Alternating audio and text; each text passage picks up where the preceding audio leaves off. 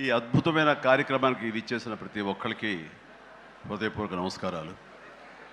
ముఖ్యంగా నాకు తెలిసి గత 2-3 ఏళ్ళగా వాళ్ళు చేసే ఇతర సామాజిక కార్యక్రమాలతో పాటు ఈ కార్యక్రమం కూడా, ఈ సామాజిక సేవ, ఈ బ్లడ్ డొనేషన్ అనేది కూడా మొదలుపెట్టి నాకు అత్యంత ఆప్తులైన చుక్కపల్లి సురేష్ గారు మరింత దగ్గరయ్యారు నా హృదయానికి.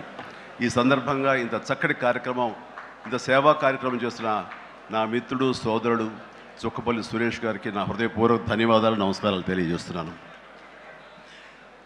అలాగే ఆయనకి కుడి ఎడమలుగా ఆకాష్, అవినాష్ ఇద్దరు అత్యుత్తమ కుమారులు. వాళ్ళు ఈ కార్యక్రమాన్ని వాళ్ళ భుజస్కంధాల మీద వేసుకుని దీన్ని ఇంత చక్కగా, ఇంత పెద్ద ఎత్తున, ఇంత మెగా బ్లడ్ క్యాంప్ చేయటం అన్నది, దానికి ఎంతో కొంత సహకరించిన మా చిరంజీవి చారిటబుల్ ట్రస్ట్కి ఎనలేని సంతృప్తిని ఇచ్చావు. తద్వారా నాకు ఎంతో సంతోషాన్ని మిగిల్చావు అవినాష్. It's wonderful. అండ్ ఈ రోజున ఇది కార్యక్రమానికి విచ్చేయటమే కాకుండా బ్లడ్ డొనేట్ చేసిన బిడ్డలాంటి తేజాకి నా హృదయపూర్వక ధన్యవాదాలు తెలియజేస్తున్నాను. And excellent. నేను అడిగింది ఫస్ట్ టైం అని కాదు, ముందు నుంచి ఇచ్చాను. సో బతికిపోయావు. లేదంటే కనుక నన్ను ఇన్స్పిరేషన్ కానీ బయట మాట్లాడుతుంటావు, ఈ బ్లడ్ డొనేషన్ దాంట్లో తీసుకోలేదేమనుకోను. Wonderful. Please keep rocking. And ఇక్కడ ఏడి ఇచ్చేసినటువంటి సంయుక్త గారికి, అలాగే Chiranjeevi charitable trust chief medical officer doctor Madhavi, నా చెల్లి, తనకి, అండ్ ఈ కార్యక్రమాన్ని ఇంత బాగా నిర్వర్తించడానికి పరోక్షంగా ప్రతి పురుషుడు వెనక ఒక స్త్రీ ఉండాలి, దానికి మిసెస్ సురేష్ గారికి, వారి ఇతర సిబ్బందికి నా హృదయపూర్వక ధన్యవాదాలు తెలియజేస్తూ, మరీ ముఖ్యంగా ఈరోజు నేను మెన్షన్ చేయాల్సింది, ఇక్కడ ఈ కార్యక్రమానికి విచ్చేసి దాదాపుగా 1000 మంది సాయంత్రం లోపల బ్లడ్ డొనేట్ చేస్తుంటే రక్తదాతలకి నేను మరీ మరీ మరీ శిరస్సు వంచి నమస్కరిస్తున్నాను. వాళ్ళు ఈ రోజున బ్లడ్ ఇవ్వటం అన్నది కేవలం వాళ్ళకి ఎనలేని సంతృప్తి వస్తుంది, కానీ ఆ బ్లడ్ మూలంగా ఒక ప్రాణం కాపాడబడుతుంది. ఇది నేను ఎప్పటి నుంచో ఎన్నో ఏళ్లబట్టిగా నేను అనుభవిస్తున్నటువంటి గొప్ప ఫీలింగ్ ఇది నాకు. అంటే చాలాసార్లు చెప్పాను, కానీ ఎప్పటికప్పుడు కొత్త జనరేషన్, కొత్త యువకులు వస్తున్నారు కాబట్టి నేను మళ్ళీ చెప్పాల్సినటువంటి ఆవశ్యకత ఎంతైనా ఉంది. ఎందుకంటే ఇది చాలామందికి స్ఫూర్తినిచ్చే ఒక అంశం. ఈ చెప్పబోయే ఈ విషయం ముఖ్యంగా ఒక జర్నలిస్ట్ సోదరుడికి నేను ఆజన్మాంతరం రుణపడి ఉంటాను. నన్ను థాట్ ప్రవోక్ చేసి నన్ను ఇన్స్పైర్ చేసినటువంటి ఆ ఒక మ్యాగజైన్ సంబంధించిన ఒక జర్నలిస్ట్ రాసిన ఒక రైటప్ నాలో ఈ స్పృహ నాకు వచ్చేలాగా, నేను ఈ బ్లడ్ డొనేషన్ వైపు డ్రైవ్ అయ్యేలాగా ఆ ఆర్టికల్ నాకు ఎంతో దోహదపడింది. సో ఆ రాసిన మనిషి ఎవరో ఏమిటో నేను మళ్ళీ ఎప్పుడు కలవలేదు, కానీ ప్రతిసారి అతను తలుచుకుంటూనే ఉంటాను. ఈ సందర్భం కూడా అతనికి నా హృదయపూర్వక ధన్యవాదాలు తెలియజేస్తాను ఆ జర్నలిస్ట్ సోదరుడికి. ఎందుకంటే మా అందరికీ సేవ చేయాలని ఉంటుంది, కానీ ఎలా చేయాలో తెలియనటువంటి ఒక డోలాయమాన పరిస్థితితో లేదా తొయ్యుకో ఉన్నప్పుడు మీలాంటి వాళ్ళు మాకు ఆ స్ఫూర్తినిచ్చి మాకు డ్రైవ్ చేస్తే కనుక నిజంగా అది పెద్ద మీరు సహాయం చేసినట్లు. అలాగా ఒక 27 సంవత్సరాల క్రితం బ్లడ్ దొరకక అనేక మంది ప్రాణాలు కోల్పోతున్నారు. అది ప్రసవ సమయంలో కానివ్వండి, అయితే ఈ యాక్సిడెంట్ సమయంలో కానివ్వండి, అలాగే తలసీమ వ్యాధిగ్రస్తులు కానివ్వండి, క్యాన్సర్ పేషెంట్స్ కానివ్వండి, ఇలాగ రకరకాల వ్యాధిగ్రస్తులు చనిపోతున్నారు అని తెలిసిన తర్వాత బ్లడ్ దొరకదా, బ్లడ్ ఇవ్వరా, ఎంతమంది ఉన్నారు, ఎందుకు ఇవ్వలేరు అన్న థాటు నన్ను ఎప్పుడు తొలుస్తూ ఉండేదన్నమాట. సో మన ఫ్యాన్స్ని మనం వేరే వాటికి డ్రైవ్ చేసే కంటే వేరేగా వాళ్ళని వాడుకుంటూ మన కీర్తి మరింత పైకి ఎదిగేలాగా వాడుకునే కంటే వాళ్ళని ఈ బ్లడ్ డొనేషన్ వైపు మనం మళ్లించగలిగితే కనుక, వాళ్ళు అత్యంత శక్తివంతమైన మనుషుల్ని సామాజిక సేవ వైపు మనం డ్రైవ్ చేయగలిగితే, వాళ్ళని ఛానలైజ్ చేయగలిగితే కనుక ఆ కన్న తల్లిదండ్రులు కానీ, ఆ సొసైటీలో ఉన్నటువంటి ఇతర వ్యక్తులు కానీ ఆ సమాజంలో వాళ్ళు కానీ వాళ్ళ పట్ల ఉన్న దురభిప్రాయాలని పోగొట్టుకుని మంచి అభిప్రాయం ఏర్పడుతుంది కదా, వాళ్ళకి అల్లని సంతృప్తి వస్తుంది కదా, తద్వారా నేను కూడా ఎంతో సంతృప్తి చెందిన వాడిని అవుతాను, ఒక మంచి పని చేసినటువంటి దానికి నాంది పలికిన వాడిని అవుతానంటూ ఆ రోజున నేను ఇచ్చిన పిలుపు, నిరంతరంగా పెర్సిస్టెంట్గా ఇచ్చిన పిలుపుకి ఈ రోజున వేల మంది, లక్షల మంది ఈ రోజున ఈ కార్యక్రమాల్లో పాల్గొంటూ వస్తున్నారు. ఎనలేని సంతృప్తి పొందడమే కాదు, ఎంతోమందికి ప్రాణాలని కాపాడుతున్నారంటే కనుక అది నాకు చాలా గర్వకారణంగా ఉంది. ఇందాక తేజ సజ్జా అన్నట్లుగా ఈ బ్లడ్ డొనేషన్, రక్తదానం అనేసరికి గబుక్కని స్ఫురించే పేరు చిరంజీవి అన్నారంటే కనుక భగవంతుడు నాకు ఇచ్చిన గొప్ప అవకాశం. ఇలాగా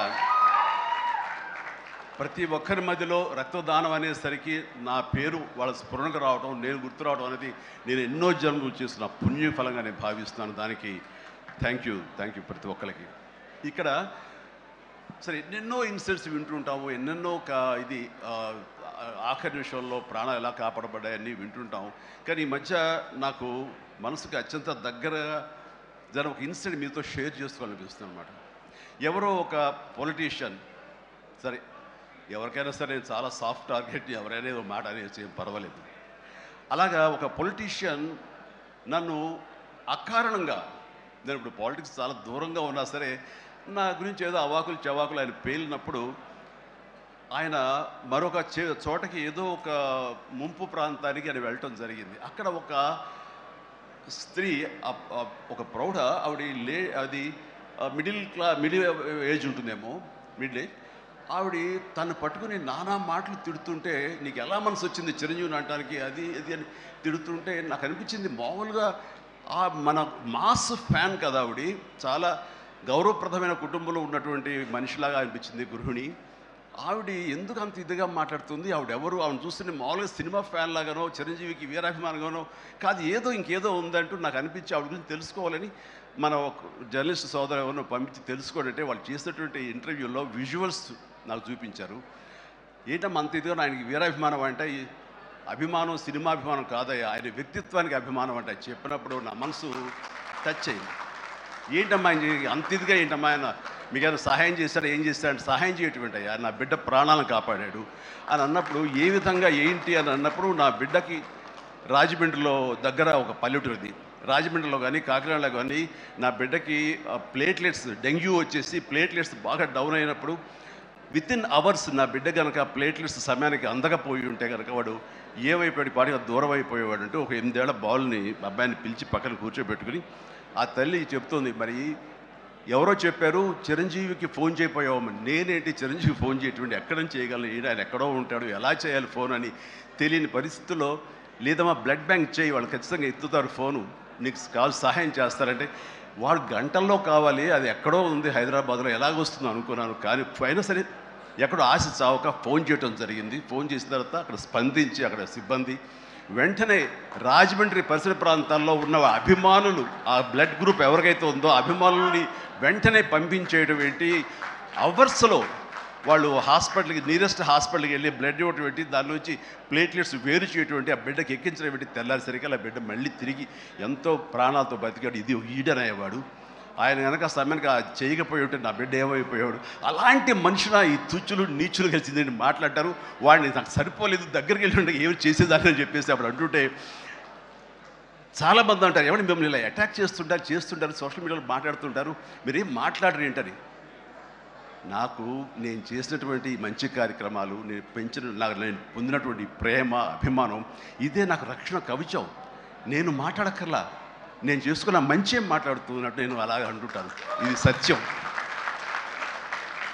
సో ఆ తర్వాత మళ్ళీ ఆ సదరు రాజకీయ నాయకుడు మళ్ళీ ఎక్కడా మాట్లాడేది నాకైతే వినపడలేదు. అంటే వాళ్ళకు కూడా మనసు ఉంటుంది కదా, వాళ్ళకి ఒక అంతరాత్మ ఉంటుంది కదా, వాళ్ళకి తెలుసు. ఇంటికి వెళ్ళేసరికి ఆయన అంతరాత్మ చెప్పబోయిన ఇంట్లో వైఫ్ అని చెప్పుది, ఏంటి చెప్పు నోరు అని. సో ఇలా ఉంటుంది అన్నట్టు వాళ్ళ ఇది.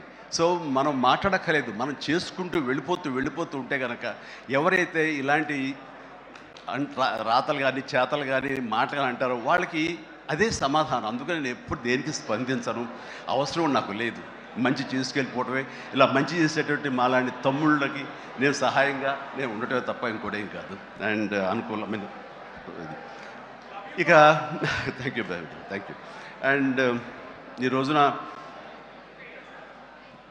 ఎక్కడ ఇతర దేశాల్లో ఉన్న అభిమానులు కూడాను నా మాటని స్ఫూర్తిగా తీసుకుని వాళ్ళు ఆయా ప్రాంతాల్లో వాళ్ళు బ్లడ్ డొనేషన్స్ చేస్తూ ఈ రోజున నా పేరు, నాకు మంచి పేరు, మరింత మంచి పేరు వచ్చేలాగా నాకు నేను గర్వపడే విధంగా వాళ్ళు చేసేటువంటి బెడ్ డ్రైవ్స్కి వాళ్ళు ఎక్కడో సరే ఏ ప్రాంతంలో ఉన్నా సరే ప్రతి ఒక్కరికి నేను ఎప్పుడు కృతజ్ఞతతోటి నేను నా మనస్ఫూర్తిగా నా అభినందనలు తెలియజేస్తూ ఉంటాను. నాకు ఈ అవకాశం ఇచ్చారు ఇక్కడికి రావడానికి మా బ్రదర్కి. ఆయన చేసిన కార్యక్రమాలు ఎన్నెన్నో చూస్తూనే ఉన్నాము. అండ్ దానికి ధీటుగా ఎవరు నిలబడలేరు. అలాగే నిరంతరంగా వాళ్ళ నాన్నగారికి నివాళులు అర్పించే విధంగా ఆయనది వేళ ఇది సెంటనరీ ఇయర్. సో 100 సంవత్సరాల ఇది ఆయనకి నివాళులు అర్పించేలాగా ఆయన గర్వపడి కొడుకుని చూసుకుని ఎక్కడో సరే గర్వపడే స్థాయికి ఆయన సహాయ కార్యక్రమాలు చేయటం అన్నది ఆయనకి ఇచ్చేటువంటి గొప్ప నివాళి. అండ్ ఈ సందర్భంగా మా బ్రదర్ని నేను మనస్ఫూర్తిగా అభినందిస్తున్నాను. అండ్ ఇలాంటి కార్యక్రమాలు ఎప్పుడు చేసినా సరే నన్ను పిలవండి, నేను మీకు అందుబాటులో ఉంటాను, అందరూ కలిసి చేద్దాం. అండ్ ఫ్యూచర్లో మీరు ఎక్కడ ఏం చేసినా సరే మంచి కార్యక్రమాలు నాకు అవకాశం ఇవ్వండి, మీతోనే ఉంటాను. And thank you everybody. నమస్తే, థ్యాంక్ యూ. అంకుల్ డాడీకి మీరు సర్టిఫికేట్ ఇస్తారా ఆయన డొనేట్? ఓకే. అండ్ నెక్స్ట్ ఇంకొక 4 సర్టిఫికెట్స్ ఉండడం జరిగింది. సో